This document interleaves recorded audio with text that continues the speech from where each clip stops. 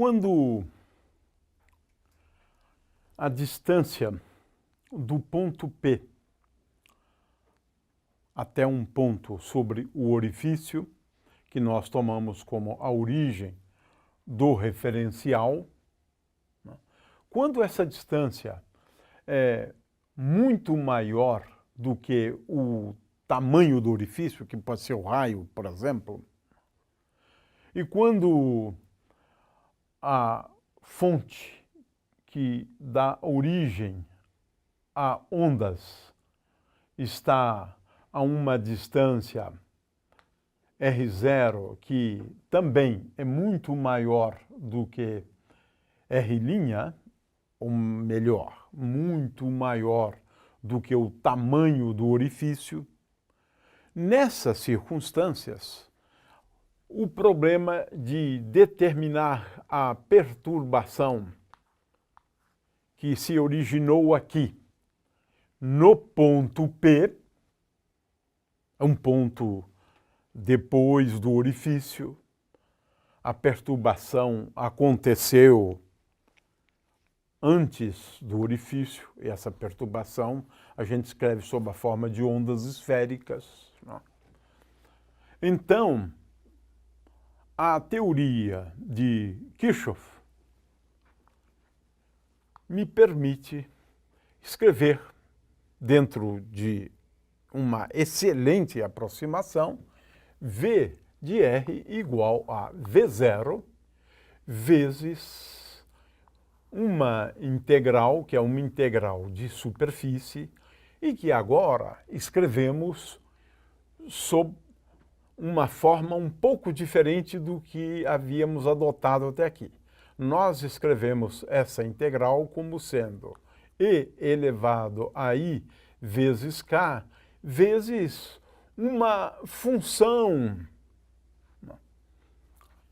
Ora, essa função é uma função no momento que nós vamos denominar de função de x' e y', porque, afinal de contas, nós devemos efetuar uma integral sobre uma função desse tipo aqui.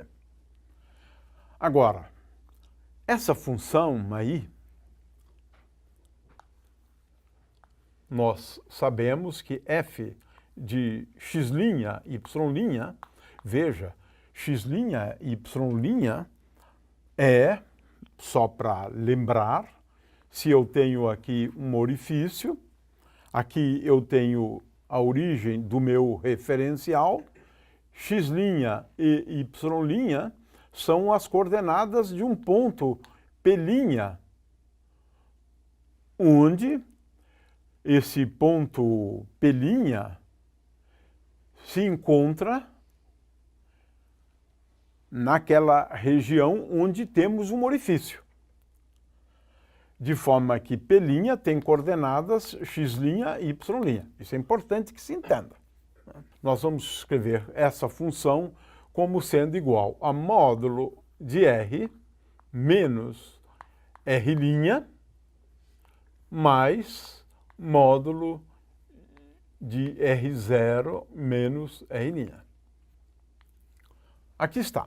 Todo o problema envolvendo difração da luz em particular, envolve uma integral desse tipo.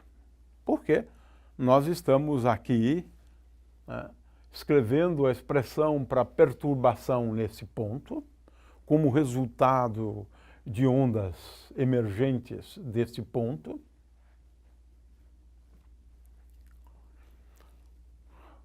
Portanto,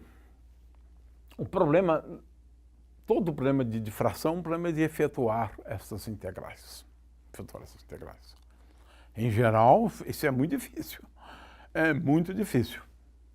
Então, nós trabalhamos usualmente com duas aproximações que definem, respectivamente, a difração de Fraunhofer e a difração de Fresnel. Ora, no que consistem essas difrações? consiste em aproximações. Então, vamos escrever esse f de x' e y' em termos de raiz quadrada agora, porque eu estou falando de distância. Então, é raiz quadrada de r menos r', mas r menos r' é r ao quadrado menos 2 vezes r escalar r' mais r' ao quadrado, né? E esta outra, veja que x' e y' está aqui, né? Em r' e r' ao quadrado. R' ao quadrado é x' ao quadrado mais y' ao quadrado, por exemplo, né? Mais raiz quadrada de r0 ao quadrado menos 2 vezes r0 escalar r' mais r' ao quadrado. Essa é a expressão. Agora vamos fazer uso de mais um truquezinho. O truque consiste em colocar esse R que está aqui em evidência, porque esse R é muito grande, em geral, em comparação com a R'. Então, aqui eu coloco R vezes raiz quadrada de 1 menos 2 vezes R' escalar R sobre R ao quadrado mais R' ao quadrado dividido por R ao quadrado. Aqui a mesma coisa, mais R0 vezes a raiz quadrada de 1 menos 2 vezes R0 escalar R' dividido por R0 ao quadrado, mais R' ao quadrado dividido por R0 ao quadrado. Muito bem, até aqui não recorri a nenhuma aproximação. Agora, aqui eu posso fazer o seguinte. Eu posso escrever uma expressão que seja válida para R' sobre R muito pequeno. Ou melhor, menor do que 1. E, é claro, a mesma coisa, R' sobre R0 menor do que 1.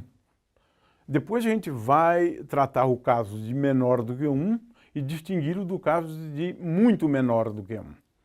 De forma que, agora, eu faço uma expansão dessa função aqui, né? Feita essa expansão, nós temos o seguinte, f de x e y é igual, em primeiro lugar, eu estou fazendo a expansão dessa função, né? O primeiro termo desta expansão é R, o segundo é R0, R mais R0. Portanto, isto aqui é o termo em primeira ordem, digamos assim, né? Primeira ordem. Ora, esse termo aqui não faz mal algum, porque aqui eu tenho e elevado a i kr mais r0, e eu agora vou incorporar e elevado a i kr mais r0 aqui fora. Então, vai apenas mudar V0'. Né? Muito bem. Agora, eu tenho a seguinte situação. Vamos agora escrever os termos envolvendo a primeira potência em R' sobre R. Esses termos aqui são fáceis de serem identificados, né? A raiz quadrada de 1 menos x, né? Eu vou poder escrever a raiz quadrada de 1 mais x é igual a raiz quadrada de 1 mais a derivada de raiz quadrada de 1 mais x, dx, para x igual a 0, vezes x. E vou parar aqui. Claro que eu posso ir em ordens mais altas também. Aí envolveria a derivada segunda mais d2, e aqui 1 sobre 2 fatorial, d2 da raiz quadrada de 1 mais x, dx, 2, para x igual a 0, e aqui x2. Nós vamos parar nessa expansão em termos de até, digamos, terceira ordem, né? Que envolve a derivada segunda. Primeira ordem é esse, segunda ordem é esse, e terceira ordem é esse aqui. Muito bem, feito isso, o próximo termo, portanto, é f de x e y é igual a r mais r0, que eu já vou absorver naquele v0, porque é uma fase apenas, né? E agora aqui eu tenho menos, veja, a derivada da raiz quadrada é igual a meio. Eu tenho meio aqui, portanto, menos 2 vezes r linha. Aqui eu tenho r sobre r ao quadrado, então aqui eu tenho r sobre r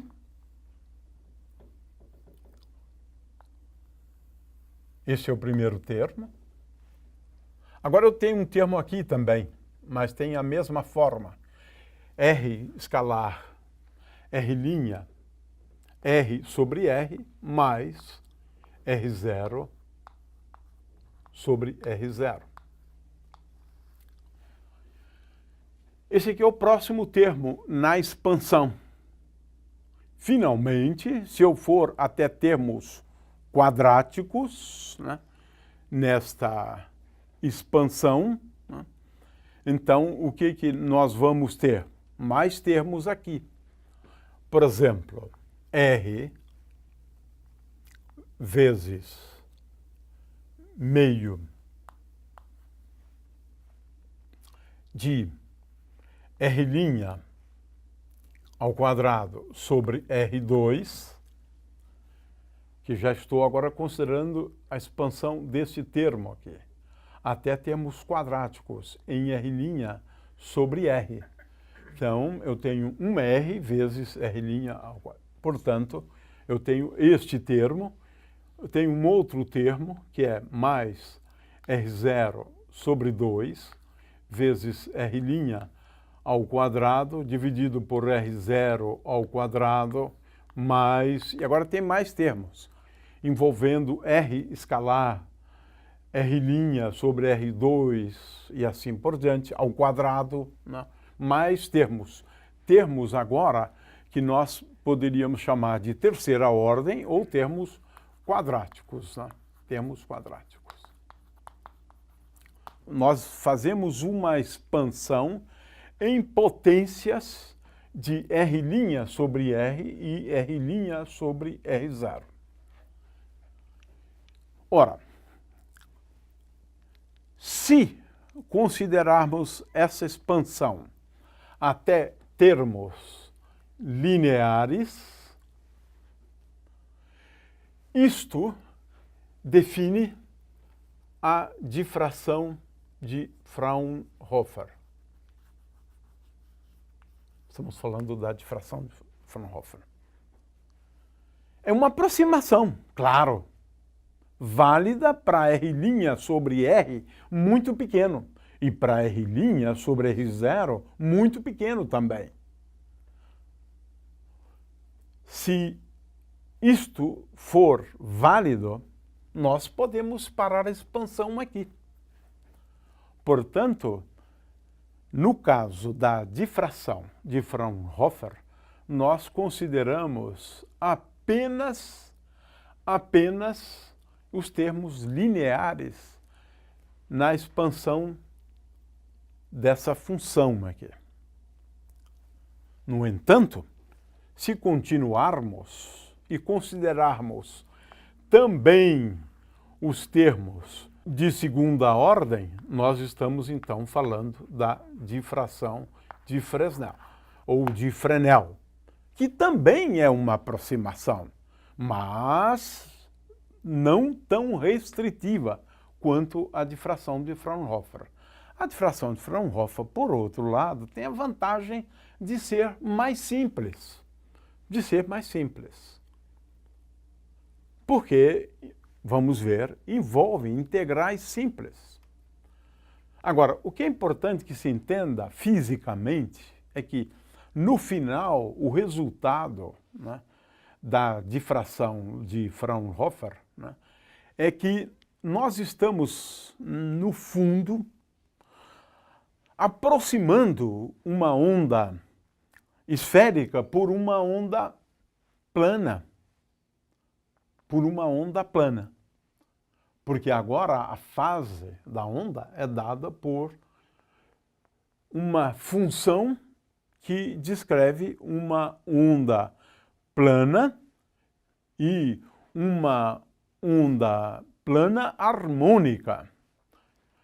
Essa é a consequência dessa aproximação. Ou seja, nós consideramos aqui a situação nessa aproximação, substituímos ondas esféricas por ondas planas que incidem, né, com um vetor K indicando essa direção aqui, né, onda que incide, então, nessa direção. Temos ondas planas que incidem neste ponto, nesse ponto, nesse ponto, nesse ponto.